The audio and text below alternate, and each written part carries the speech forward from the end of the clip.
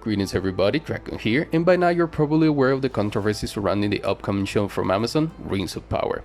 Now, since this has been a hot topic for the past few months, I thought it was a good moment to share my own opinion on the matter. Now, in my mind, and I think most people agree, and this is something that I firmly believe, when it comes to gender, sexuality, and race, it doesn't really affect or matters in a fictional setting or a fictional story. It doesn't matter for Black Panther / Wakanda, it doesn't matter for Batman / Gotham, Kate Kane / Batwoman, Superman / Krypton, Shang-Chi, Peter Parker / Spider-Man. It simply doesn't matter. And that's exactly why it should never be changed in adaptations, whether those are cartoons or live action movies, or in the source material itself. Now, this video will touch upon three specific points. The first one relating to Tolkien's work, the second one being about diversity, inclusion, and representation, and the third one being the type of people that often praise and beg for this type of changes. Now, relating to Tolkien's work, in case you didn't know, one of Tolkien's main goals for his story was to be a sort of surrogate mythology for English people that, in case you didn't know, lost most of their myths and legends through the years because of wars and invasions. Now, considering that Tolkien based his story on English, Celtic, Norse, Germanic, Anglo-Saxon, etc. culture, legends, myths, and traditions, by common sense, you will agree that his story should reflect what is basically white people, because those are the people that these cultures, traditions, mythologies and legends belong to. Now, this doesn't mean that Tolkien made his work solely for white people's enjoyment. He clearly has anti-racist and anti-xenophobic messages in his story. Therefore, it's obvious that he wanted everybody to enjoy it. What happens is that some people fail to understand that for you to enjoy a story, it doesn't need to have inclusivity or diversity, or even have people that look like you. This is a simple fact. With that being said, I will pass on my second point: inclusivity, representation, and diversity. Now, when it comes to inclusivity and diversity, the main idea is to basically insert certain people from one group into another. Now, in terms of education, knowledge, sharing, empathy, this is great because it allows different people to see different points of view, different perspectives, and have a different way at looking at other people. Now, when it comes to fictional stories or fictional settings, this doesn't translate that well, because in a story you can make a character like have any background you want, be like suffer anything you want them to suffer for the sake of the story, make the place like extremely hated or whatever, etc., etc. You basically control the whole aspect of the fictional story. Therefore, diversity and inclusion doesn't really have an effect on it the way people would want it. That doesn't mean that diversity and inclusion is something bad. It's just something unnecessary in most stories, the same way as it's not necessary for a story to have a white, male, or straight main character. So, passing on to representation now. The problem with representation is that it's a scam, because the idea is to basically give an idol or someone to look up to for minorities. The problem is that when it is done, it overemphasizes and overfocuses on gender, sexuality, and races from the people, of people.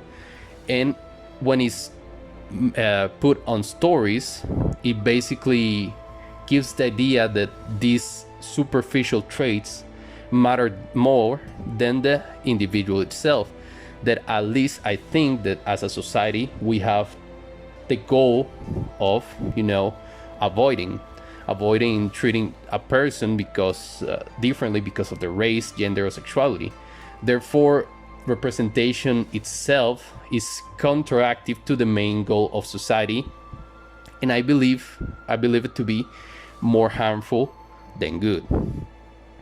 Now, passing on to the type of people that often praise and beg for this type of changes. I classify them in 6 different types. The first 3 are exclusively white and or straight and or male or female, and the other 2 belong to minority groups.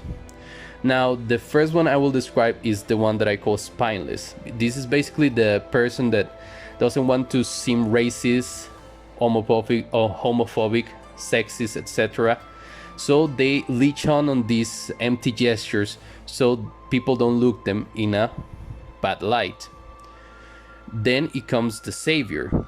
The savior is similar to the spineless person, except they only care to be looked like heroes. They just care to be like the champion of the people. They only care about looking good. So they don't really care about inclusivity and diversity itself. It's just about them looking good for others. And the last one I will say is like the worst of these 3 types, and that is the compensator, or the one that compensates. This is basically the person that in their past maybe they have had very racist, sexist, or homophobic, intolerant behavior in general. And so in a desperate attempt to hide their past, they leech on these empty gestures simply so their past doesn't come afloat. And so they support these empty gestures, like I said. A good example of this will be this YouTuber, Tana Mongeau.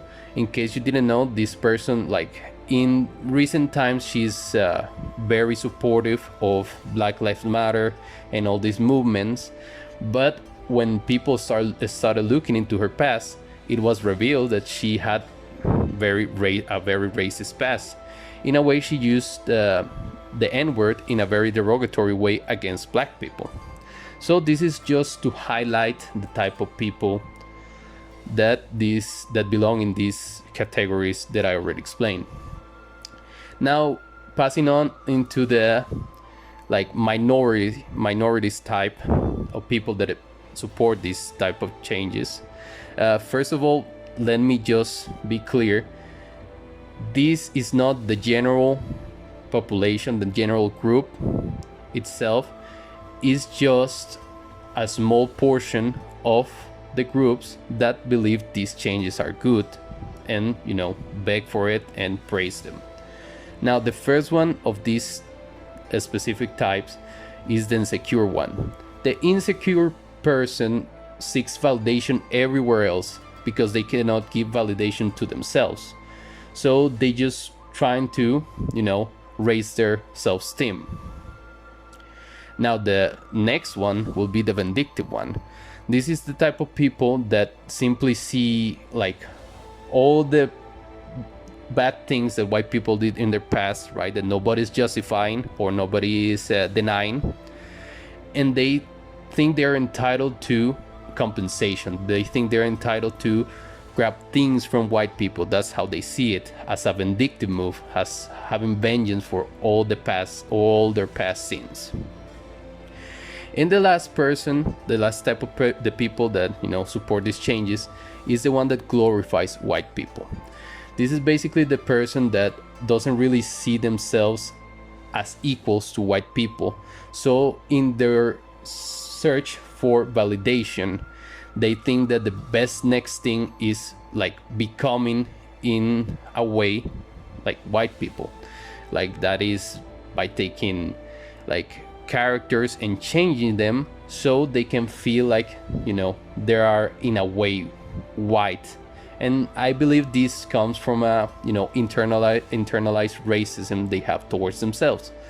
Now, just as a general disclaimer, now that I'm finishing the video, I do not want to come across as this is an attack on anybody.